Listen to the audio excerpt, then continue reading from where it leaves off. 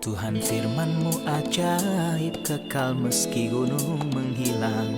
Tiada huruf yang gagal, tak terpatahkan siasat.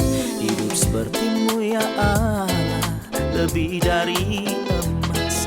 Aku bersaksi kitab-Mu, kitab yang suci. Mendengarkan firman-Mu, hibur hati yang luka. Terangilah langkahku kemanapun ku pergi. Biarkanlah firman-Mu berkuasa atasku. Ubahkanku, bebaskanku, ku mau menyenangkan-Mu. Tuhan firman-Mu ajaib, kekal meski gunungnya. Ubah dan bebaskan aku, mau menyenangkan-Mu. Halo para pemirsa terkasih, selamat datang untuk Anda semua dimanapun Anda berada. Dalam episode baru acara harian studi Alkitab Semua Kitab Suci. Seperti yang kami sampaikan sebelumnya, acara Semua Kitab Suci akan mengupas semua kitab dalam Alkitab. 66 kitab selama 5 tahun melalui 1323 episode. Kita akan mengupas seluruh kitab-kitab di dalam Alkitab. 10 episode pertama, kami khususkan membahas Alkitab dan konsep-konsepnya, juga tentang teori pengilhaman, serta mengenai keunikan Alkitab dan Alkitab yang tidak mungkin salah. Dan hari ini kita akan mulai mengupas tentang kitab Kejadian. Yang pertama dari 5 kitab Musa, kitab pertama dalam Perjanjian Lama, dan juga kitab pertama dari keseluruhan kitab suci. Sebelum kita membahas rincian mengenai kitab Kejadian, kita akan membahas mengenai hal yang umum mengenai kitab Kejadian. Mengapa kitab Kejadian diserang? Siapa penulis kitab Kejadian? Apa ciri khasnya? Kitab Kejadian, kita akan mempelajari kitab yang telah diserang oleh semua anak panah skeptis pada hari ini. Secara umum mengenai Alkitab dan secara khusus mengenai kitab Kejadian. Saya sangat senang karena tamu saya kali ini adalah hamba Tuhan, Saudara Yosef Riyad. Selamat datang Saudara Yosef. Halo Saudara Kami Ayat, merasa Tuhan terhormat. memberkati. Kami juga menyambut para hadirin yang ada di studio. Selamat datang. Ketika saya bilang kitab Kejadian, apa yang ada di pikiran Anda ketika kami menyebut kitab Kejadian? Saya jadi teringat tentang permulaan dari segalanya. Tanpa kitab Kejadian, banyak bagian di dalam sejarah manusia yang tidak akan diketahui. Oke. Kita bersyukur karena Allah telah memberi kita Alkitab, terutama karena Dia telah memberikan pada kita kitab Kejadian. Lebih khususnya karena Allah memberi kita pasal 1-11. Yang Yang pertama pertama. dari kitab Benar. Kejadian itu akan Benar. banyak disebutkan. Benar. Kita kembali ke bahasan sebelumnya mengenai Ya. kitab suci yang punya beberapa bagian. Ya. Tentang bagian-bagian Perjanjian Lama, di manakah letak kitab Kejadian di antara bagian-bagian itu? Perjanjian Lama memberitahu kita bahwa Kristus akan datang. Dibagi menjadi 3 bagian utama: kitab-kitab sejarah, kitab-kitab puisi, kitab-kitab nubuatan. Ini berbicara tentang masa lalu, sekarang, dan masa depan. Kitab-kitab Musa lalu terbagi menjadi 5 kitab Musa, 5 kitab Musa. Lalu 12 kitab sejarah, lalu 5 kitab puisi, inti dari Alkitab. Dan terakhir 17 kitab nubuatan, yaitu berupa 5 untuk nabi besar, 12 untuk nabi kecil. Kitab Kejadian termasuk dalam 5 kitab Musa yang terletak di awal Alkitab. Iya, kitab ini merupakan awal dari bagian ini. Benar. Yang pertama dari 5 Benar. kitab pertama di dalam Alkitab. Ya. Struktur Alkitab menyatakan bahwa harus ada hubungan antara kitab Kejadian dan kitab-kitab lainnya dalam Alkitab secara umum, serta dengan kitab Wahyu secara spesifik karena kitab terakhir. Benar. Apa kaitan antara Kejadian kitab pertama dan Wahyu kitab terakhir? Sebelum menjawab pertanyaan Anda, saya mengingatkan kalau Musa menulis 5 kitab. Kitab Kejadian ini merupakan kitab pertama. Rasul Yohanes juga menulis 5 kitab terakhir. Kitab Wahyu merupakan yang terakhir. Dari logika itu, ada hubungan antara kitab Kejadian dan Wahyu, jadi jawabannya iya. Misalnya, pada mulanya Allah menciptakan langit dan bumi. Ketika melihat ke Wahyu 21, lalu aku melihat langit yang baru dan bumi yang baru. Jadi, kita melihat surga yang hilang dalam kitab pertama. Manusia berada di luar taman. Dia telah kehilangan surga. Namun, di kitab Wahyu, Anda temukan surga yang kembali. Seharusnya kita tersesat dan seharusnya hilang selamanya. Tapi kita punya Allah yang luar biasa, Allah yang agung. Karena Dia tidak mau kita tetap tersesat dan kita tetap terhilang. Ia kembalikan surga pada kita. Kita baca di kitab Kejadian 3 pohon kehidupan yang dilarang untuk didekati. Namun dalam kitab Wahyu 2 dan 22 pohon kehidupan bisa kita dekati. Mendekatinya, makan darinya. Kita lihat Babel, bencana kelam dalam kitab Kejadian 10 dan 11. Kita lihat penghakiman Babel dalam kitab Wahyu 17 dan 18. Kita lihat tentang kutukan. Terkutuklah tanah karena engkau, tanah menjadi terkutuk. Kita lihat di kitab Wahyu bahwa tidak ada kutuk lagi. Ada lagi, kita baca tentang si ular tua dalam kitab Kejadian pasal yang ketiga. Dan membaca akhir dari si ular tua itu dalam kitab Wahyu pasal 20. Ada banyak hubungan antara kata-kata pertama di bawah pengilhaman dan kata terakhir di bawah pengilhaman. Benar, karena kitab Kejadian adalah kitab pertamanya Roh Kudus. Izinkan saya menyatakan itu sebagai batu fondasi bagi bangunan. Itulah Benar. gudang benih. Ya. Yang darinya akan diambil benih-benih untuk semua kitab di Alkitab. Benar. Ini adalah semacam bandara, tempat pesawat atau kapten berangkat ke semua bandara lainnya. Sehingga kita bisa menarik benang merah dari kitab Kejadian ke semua kitab di dalam Alkitab. Ya. Kitab ini mendapat serangan yang mengerikan dari musuh. Serangan itu berupa serangan terhadap siapa penulis dan juga isinya. Ada banyak tuduhan atau kesangsian yang akan datang yang dibuat-buat terhadap kitab permulaan ini. Benar. Mari sama-sama kita lihat beberapa alasan penyerangan terhadap kitab itu. Kemudian silakan komentari dan tolong jelaskan mengapa kitab Kejadian diserang.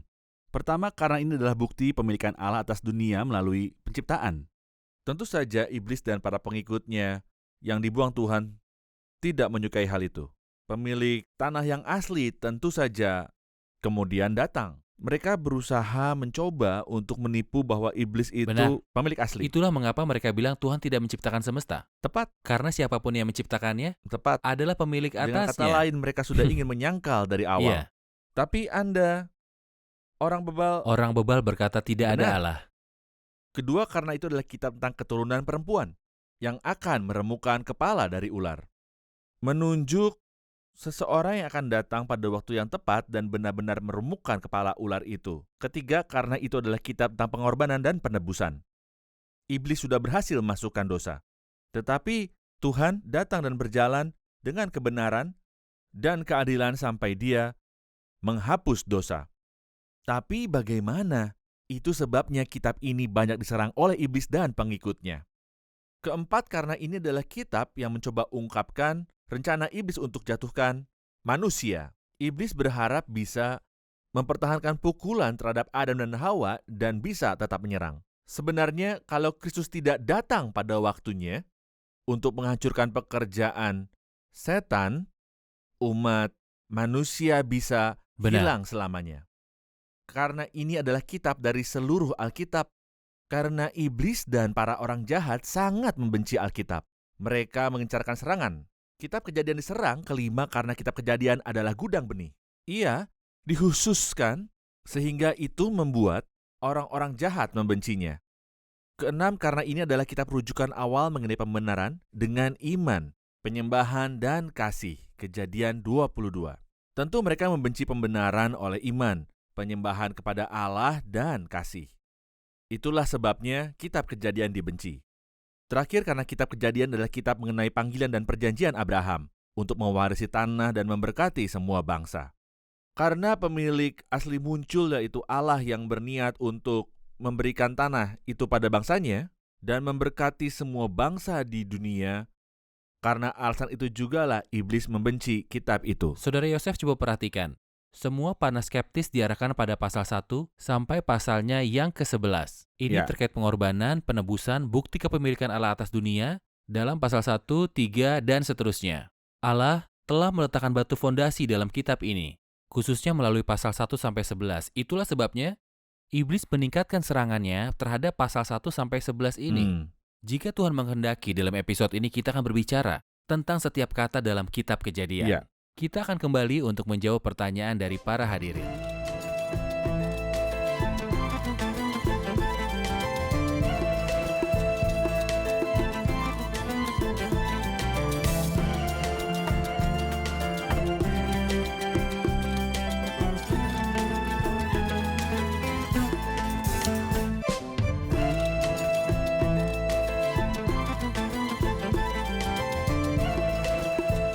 Kami juga ingin tahu contoh kesangsian yang diarahkan pada kitab Kejadian. Iya, beberapa kesangsian tentang kitab pertama ini seperti apa? Kita tahu siapa penulis kitab itu. Kristus sendiri yang menyatakannya. Kecuali ada penipu yang berdusta bahwa dia bisa tahu lebih banyak daripada Kristus, yakni Allah yang menjelma dalam daging, yang memberitahu kalau penulis kitab Kejadian adalah Musa. Ya, para ahli dalam bidang kritik tinggi yang sayangnya menjamur setelah masa reformasi yang melahirkan Protestan. Para ahli ini memiliki perbedaan pendapat dengan kebenaran Kristen. Mereka meyakini kalau bukan Musa yang menulis kitab Kejadian. Bukan hanya satu orang yang menulis kitab Kejadian, tapi berasal dari berbagai sumber. Mereka menyatakan berasal dari sumber ini, itu, semakin banyak yang bisa mereka karang, semakin banyak tampak, semakin pintar dia. Ini teori hipotesis dokumenter. Ada yang bilang berasal dari 4 sumber, ada yang bilang 5 sumber, dan juga ada yang bilang masing-masing makin bertambah. Kita bertemu yang seperti itu. Bisakah Anda jelaskan, Saudara Yosef? Ayo lihat. 4 hipotesis dokumenter. Silakan. Orang yang memulai hipotesis ini pada awalnya adalah seorang dokter Perancis. Dia terkenal bobrok perilakunya dan secara umum tidak terkait sama sekali dengan urusan agama. Nama orang tersebut adalah Jean Astruc. Dia yang perkenalkan teori itu, lalu seseorang dari Jerman ikut memegangnya juga, yaitu seorang bidat yang bernama Akhon. Kemudian diteruskan lagi oleh Julius Wellhausen. Tapi sayangnya, mereka yang menyebarluaskan teori cacatnya dari seorang Astruc. Singkatnya, mereka menyatakan kalau kitab Kejadian tidak berasal hanya dari satu dokumen saja. Dokumen Musa, bukan Musa. Bahwa penulisnya mereka yakini bahwa itu bukanlah Musa. 4. Penulis. Tapi ada banyak sekali penulis lainnya dan mereka masing-masing bawa datanya sendiri. Mereka berkata karena ada perbedaan nama keagungan dalam pasal 1 dan 2 dari kitab Kejadian. Dalam pasal 1 Allah dinyatakan sebagai Elohim. Namun dalam pasal 2 Allah dinyatakan sebagai Yahweh. Mereka bilang ada naskah sejarah dinyatakan dengan Elohim, tapi ada naskah lain dikaitkan dengan Yahweh. Kemudian mereka juga menyatakan mengenai naskah yang ketiga, yakni Deuteronomis. Dokumen keempat bertuliskan Jerusalemic. Dan dokumen yang kelima yaitu Imamat. Mereka datang dengan hipotesis yang aneh seperti yang kami perlihatkan di sini. Huruf J adalah singkatan dari Jehovah yang artinya Tuhan. Yahweh. Elohim. E yang merujuk pada Elohimnya Allah. Deuteronomy singkatan yang merujuk pada ulangan, dan P. Priestley merujuk pada salah satu imam. Tentu saja ini adalah hipotesis konyol dan tidak berarti. Seperti seseorang yang tidak suka bunga, lalu dia bilang pipinya merah, dengan kata lain seseorang yang tidak menyukai firman Allah akan menyatakan isinya hanyalah omong kosong saja. Terkadang mereka mempercayai dari dokumen ini bahwa dokumen pertama adalah identik dengan Yahudi, karena di bagian itu banyak disebutkan nama Yahweh, tapi ada dokumen lain, Elohimic, sebelum nama Yahweh ini terkait nama Elohim. Bagaimana? Saudara, ayat jika seseorang memang mengutip dari dua sumber, ia tidak akan meleburkan kedua nama keagungan tersebut. Benar. Jika memang itu tidak berarti. Benar. Tapi saat mendalaminya, kita tahu kapan Allah disebut Yahweh dan Elohim. Itu yang ingin kita ketahui. Ya. Mengapa dalam kitab yang sama, kitab Kejadian, misalnya pada mulanya Allah, Elohim, menciptakan langit dan bumi, setelah itu baru muncul Yahweh. Kapan Allah menyatakan dirinya sebagai Yahweh dan Elohim? Supaya kita tahu bahwa semua itu berasal dari satu sumber yang sama. Yahweh adalah nama yang merujuk pada hubungan khusus antara Allah dan umatnya. Tapi jika berbicara tentang hubungan Allah dengan ciptaan, yang dipakai adalah Allah yang mulia, selalu dan selamanya. Tak hanya dalam kitab Kejadian, tapi juga ketika, misalnya sebagai contoh, karena saya keterbatasan waktu, kitab Hakim-Hakim pasal 7. Ada hal yang luar biasa. Seseorang menceritakan mimpinya pada yang lain. Dari Midian, lalu temannya menjawab, ini tidak lain dari pedang Gibeon bin Yoas orang Israel itu. Allah telah menyerahkan orang Midian dan seluruh perkemahan ini ke dalam tangannya. Segera sesudah Gideon mendengar mimpi itu diceritakan dengan maknanya, sujudlah ia menyembah. Kemudian pulanglah ia ke perkemahan orang Israel lalu berkata, bangunlah, sebab Tuhan telah menyerahkan perkemahan orang Midian ke dalam tanganmu. Orang Midian menunjuknya sebagai Elohim Allah. Allah, tapi Gideon menyebutnya Tuhan. Hubungan Allah dengan umatnya sebagai Benar. Yahweh. Hubungan Allah dengan ciptaannya dengan semua orang sebagai Elohim. Tentu saja saya punya bukti lain untuk itu. Misalnya ketika Daud berkata pada Goliat, Tuhan akan menyerahkan engkau dalam tanganku supaya seluruh bumi tahu bahwa Israel mempunyai Allah.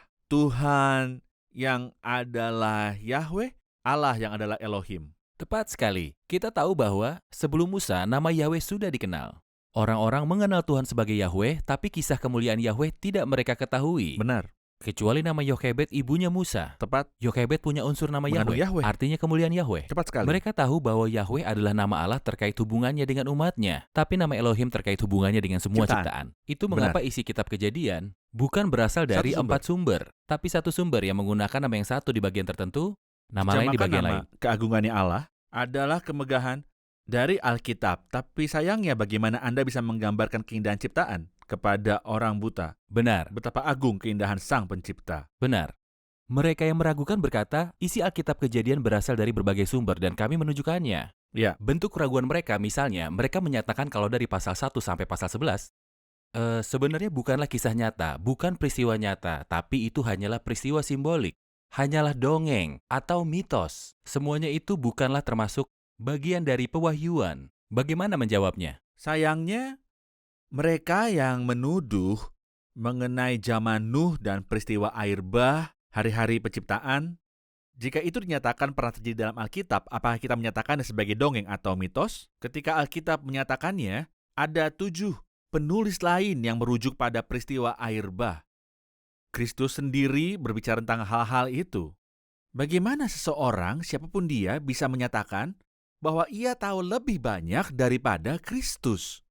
Ya, nyatakanlah diri Anda kafir dan buat kami lega, saudara. Jika Anda menyatakan bahwa Anda tidak percaya Alkitab atau pada Tuhan, okelah. Tapi Anda malah sebaliknya, Anda bilang percaya pada Tuhan dan Kristus, tapi Anda merasa lebih tahu dari dia, ini bencana besar. Kristus menyebut Adam dan Hawa. Kristus menyebut Adam dan Ia Hawa, berkata Allah menjadikan mereka laki-laki dan perempuan. laki-laki dan perempuan. Benar. Benar. Yesus mengakui pasal-pasal Tepat pertama sekali. kitab Kejadian. Benar. Benar. Mengakui peristiwa air bah serta merujuk Menyebutkannya, zamannya Nuh. Benar. Berkaitan dengan peristiwa air bah, mereka juga mengatakan bahwa air bah itu jika memang nyata hanyalah peristiwa lokal, bukan peristiwa global. Seperti banjir besar yang hanya terjadi di daerah tertentu saja, tidak pernah terjadi seisi dunia tenggelam dan dihancurkan. Bagaimana komentar Anda? Sungguh menyedihkan dan tak ada untungnya, apalagi mereka seolah lebih tahu daripada Tuhan, atau beginilah cara publikasi mereka. Ketika Anda membaca ceritanya, dinyatakan dalam kitab Kejadian sampai 15, hasta di atasnya, bertambah-tambah air itu.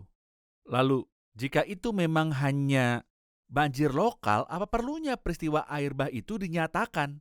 Allah bisa saja menempatkan beberapa binatang di tempat yang tidak dilanda oleh air bah dan melestarikan berbagai spesies. Mengapa Allah bersikeras memasukkan berbagai binatang ke bahtera untuk menyelamatkan spesies? Kemudian Allah menunjuk seperti yang Anda katakan dalam surat 2 Petrus pasal 3, menyatakan bahwa bumi yang dahulu telah binasa dimusnahkan oleh air bah. Seluruh bumi yang dahulu benar-benar telah binasa. Seperti halnya oleh firman itu juga langit dan bumi yang sekarang terpelihara dari api untuk hari penghakiman dan kebinasan orang fasik. Allah nyatakan tak akan datangkan air bah lagi, tapi akan hancurkan dunia dengan api. Itulah yang Allah nyatakan melalui Rasul Petrus dalam surat keduanya pasal 3. Baik, kita akan kembali untuk menjawab pertanyaan dari para hadirin.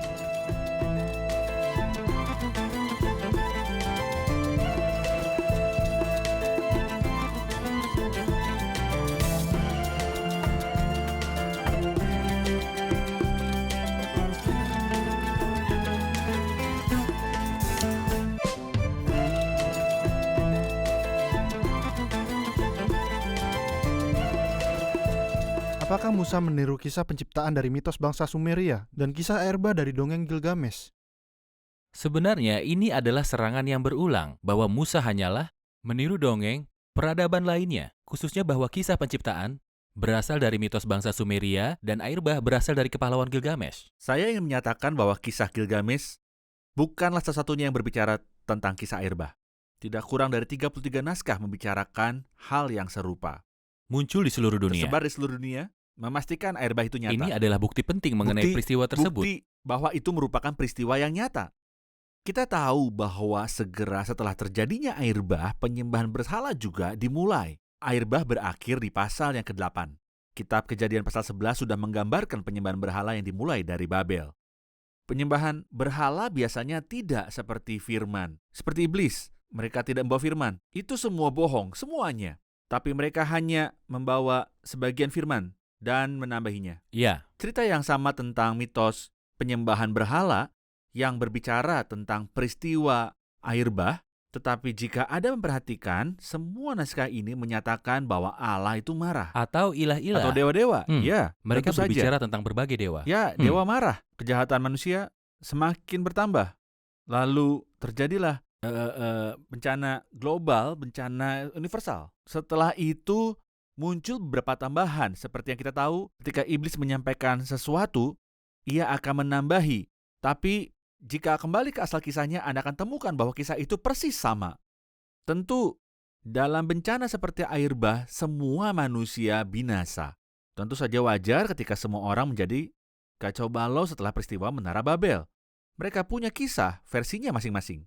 Masing-masing menambahkan. Tidak perlu peran iblis jika setiap orang bercerita masing-masing menambahi.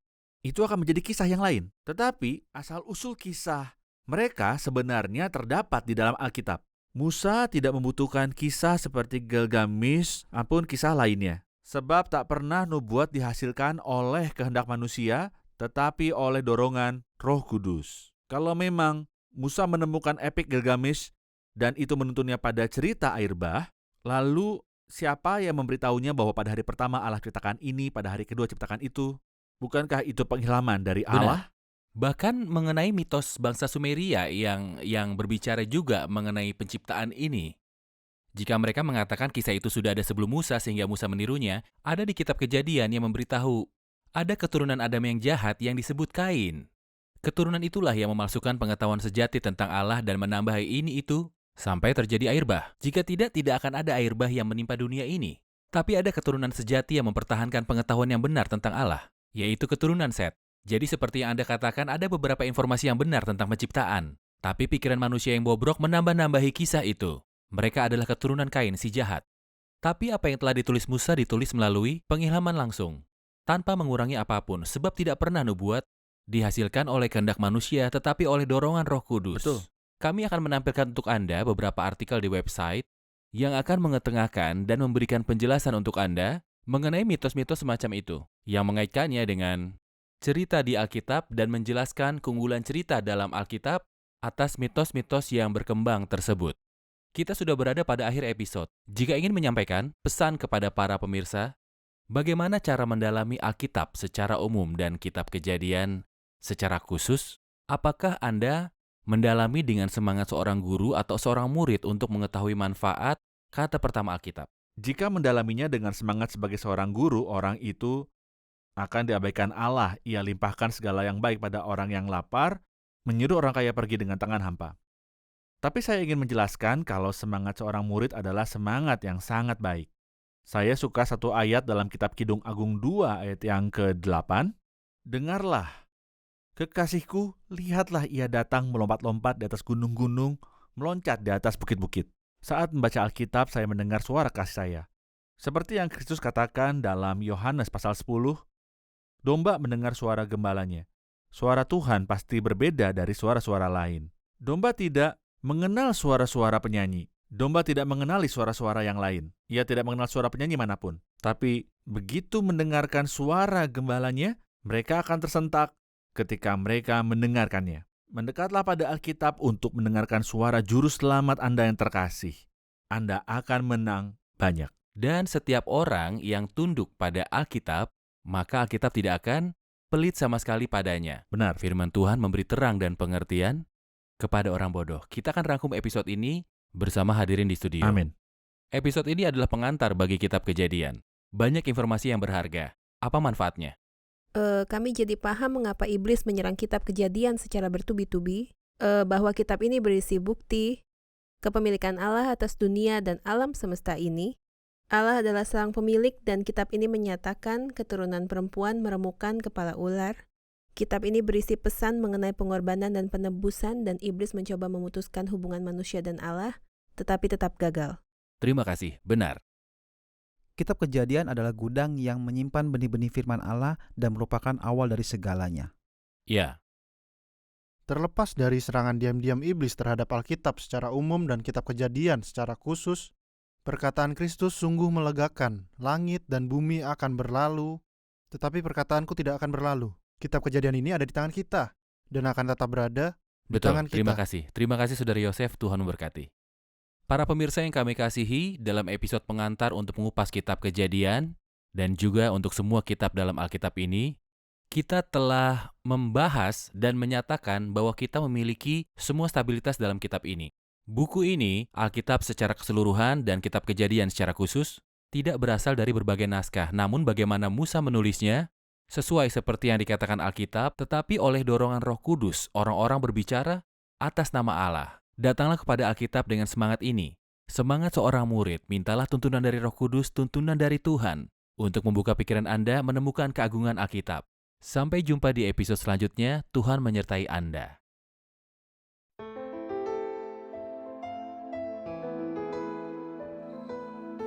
Tuhan firman-Mu ajaib, kekal meski gunung menghilang. Tiada huruf yang gagal, tak terpatahkan sia-sia. Hidup seperti-Mu ya Allah, lebih dari emas. Aku bersaksi kitab-Mu, kitab yang suci. Mendengarkan firman-Mu, hibur hati yang luka. Terangilah langkahku kemanapun ku pergi. Biarkanlah firman-Mu berkuasa atasku. Ubahkanku, bebaskanku, ku mau menyenangkan-Mu. Tuhan firman-Mu ajaib, kekal meski gunung. Ubah dan bebaskan aku.